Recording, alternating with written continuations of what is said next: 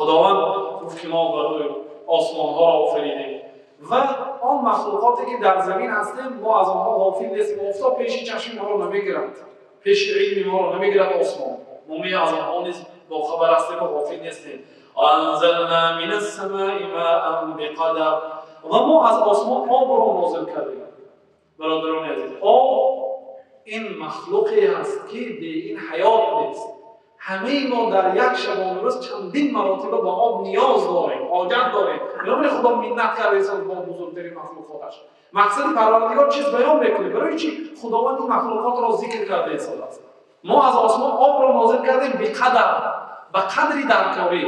اگر به قدری از قدری ضرورت زیادتی نازل کند، این عذاب پروردگار است.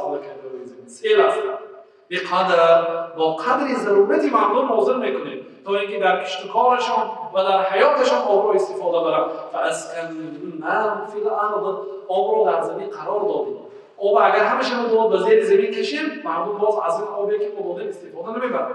آب از آسمان آید، ترمه شده برای ما همراهی جویبارهای دریاها نآید و همه آن را آب کوههای زمین ها به خود درکشد، ما از آن استفاده نمیبریم. خدا با گفت که فاسکننا فی الارض، آب نازل کردیم، همین که بحث میکردیم در روی زمین نگاه داشتیم برای شما که تا اینکه شما از آن استفاده برید.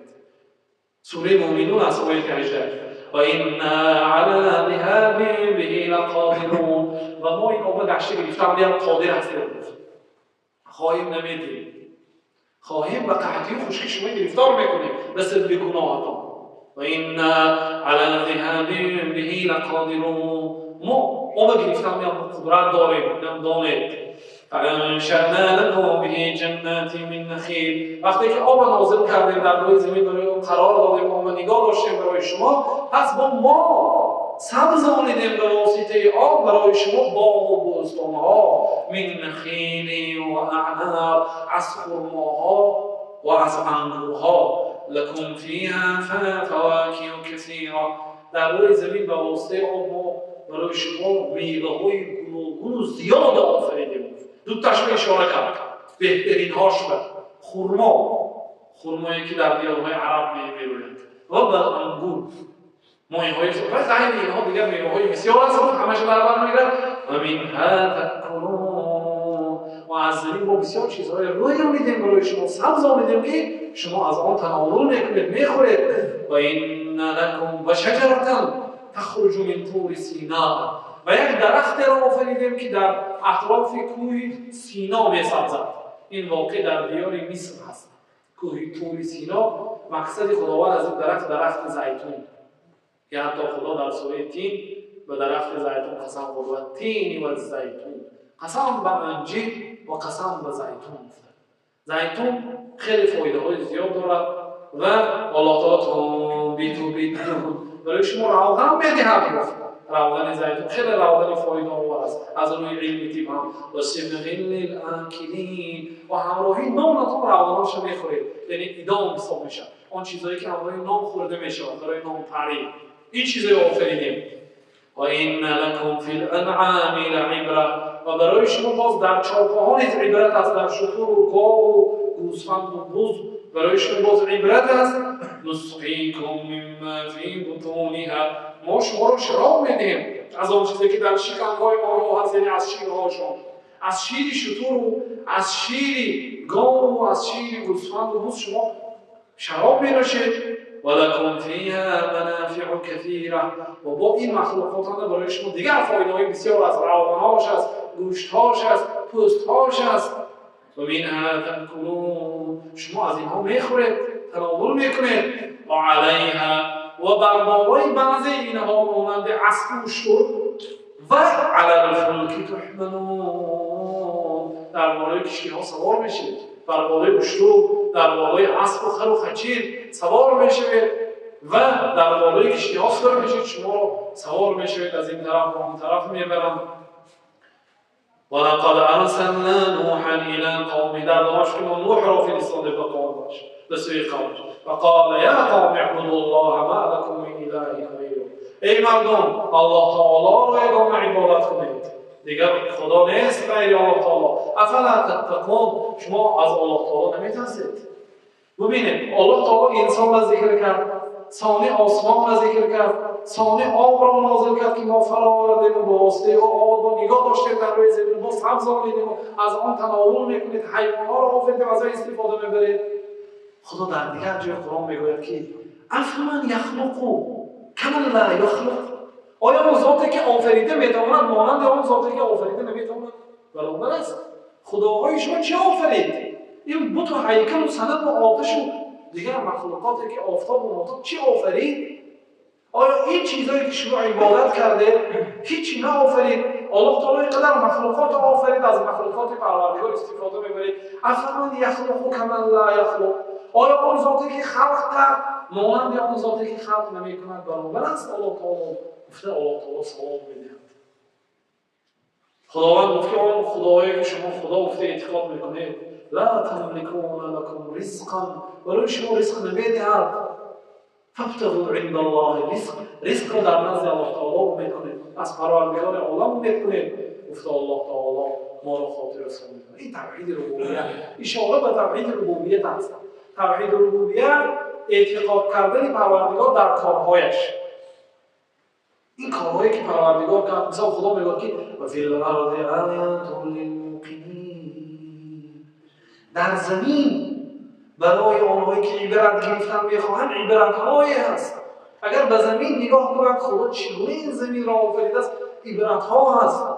و فی انفسکم افلا تبصرون، زمین مایلش مختلف است، آسمان یک بار خدا تو نگاه کنید. و فی انفسکم افلا تبصرون، یک مرتبه نفس خودتان رو نگاه کنید. ما شما رو چگونه آفریدیم؟ چشم شما رو به کجا گذاشتیم؟ پای شما رو به کجا گذاشتیم؟ برای چی سید و دندان دادیم؟ برای چی پاش رو ایجاد دادیم؟ برای چی گوش دادیم؟ برای چی انگوش دادیم؟ برای چی ناخن دادیم؟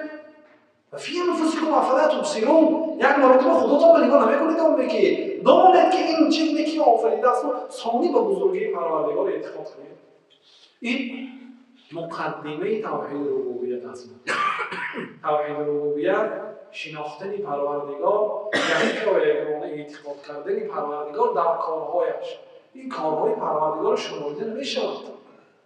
کارهای پروردگار، این پروردگار عالم زنده بود، زنده هست، نمیمرد، از آن بود، همیشه هست. این چقدر کار کرد، کاری او رو نمیشود شمارید.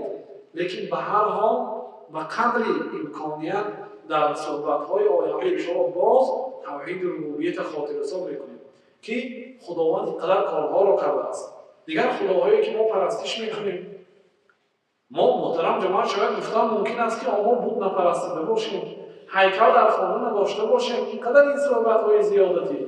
نه، این موضوع ها مهم است. در بدایت سخن ما مهم بودنش را بیان کردیم و ما هم شریک می‌آوریم به پروردگار عالم. و ما یؤمن اکثرهم بالله الا وهم مشرکون. خدا در سوره یوسف میگه که اکثریت مسلمان‌ها مشرک هستند. ما مسلمان میگویم که خدا دیگر چیز شریک نمی‌آورد. بت‌های زمانه‌های قدیم از لای بود، از سنگ بود. بت‌های زمانه‌های ما از پلاستماس است، از رزینه است، در کوچک‌های معده است، شکل‌های حیوانات است، در ماشین‌های در خانه‌ها و همچون زیب و زینت گویای بت است. ولی اگر امروز ما نپرستیم هم آن معنای پرستیده ندارد. حتی بعضی علما بازی کردن شахمات که عبارت از اسب و دیگر چیزا دارد و انسان در نزد او تعظیم کرده میشیند، سری فرود میآورد، همون هم شریک آوردن با پروردگار گفتن.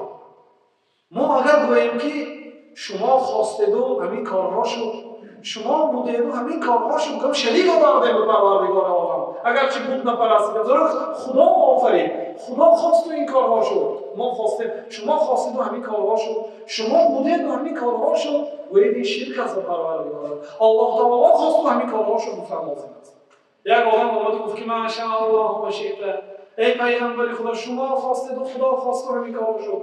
پیامبر خدا رویهاشون سرخ شد، غضب کردند، به نهایت ناراحت شدند. سال گفتند که اجعلتنی لله ندا، اجعلتنی لله ندا، من با الله تعالی شریک آوردی، من با الله تعالی شریک آوردی. بل قل، بلکه بگو ما شاء الله وحده، الله تعالی یگانه خودش خواست بود، من شریک نکن به الله تعالی. جمع کردم ما بسیار سخنها داریم همه شرک است.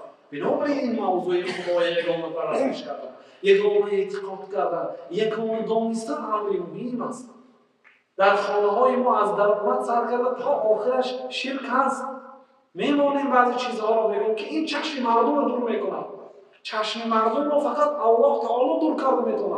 به خود تومار گیریم، این تومار یا این ناخون گرگ یا دندان گرگ از ما بلا رو دور میکند و این ما برای این قدرت اثبات کردیم. ما اینو به پروردگار شریک آوردیم. بلا رو دور میکردگی زاد این الله تعالی هست. این موضوع مهم است. زیرا وقتی که بنده الله تعالی رو میشناسد دیگر با الله تعالی تکیه میکنه. دیگر با مصیبتی که به سرش میآید دیگر غمگین نمیشه. ببینید پروردگار خواست اون چیزی که خدا خواست و این خیریت است. گفته اعتقاد. بنابراین این صحبت مهم است، موضوع مهم است و ما در مقدمه این سخن به پایان رسانیدیم و به موضوع حتی داخل شده نتونستیم. از پروردگار عالم پرسان هستیم که با فضل و کرمش و حرمت نامهای زیباش و صفتهای عالیش ما را از جمله خداپرستان یگانه پرستان گرداند و جنوبنا و بنینا ان نعبد الاصنام. پروردگار ما و فرزندان ما را از شریک آوردن در پناه و عصمتش نگاه دارد. خداشناسی انسان را به آداب و اخلاق حمیده برده میرساند. حق خدا، حق پدر و مادر، حق همسایه، حق وطن، حق همه را، حق تمام انسانیت، حتی حق حیوانها، حق دیگر مخلوقات را همین گونه میکند که انسان به جامعه آورده. انسان صاحب اخلاق حمیده و یک انسان خدا ترس میشد به سبب خداشناسی. چون پیغمبر خدا گفتند از همه داناترین شما با الله تعالی خداشناسترین مخلوق من هستم و خدا ترسترین مخلوق هم این من هستم. سبحانك اللهم و بحمدک اشهد ان لا اله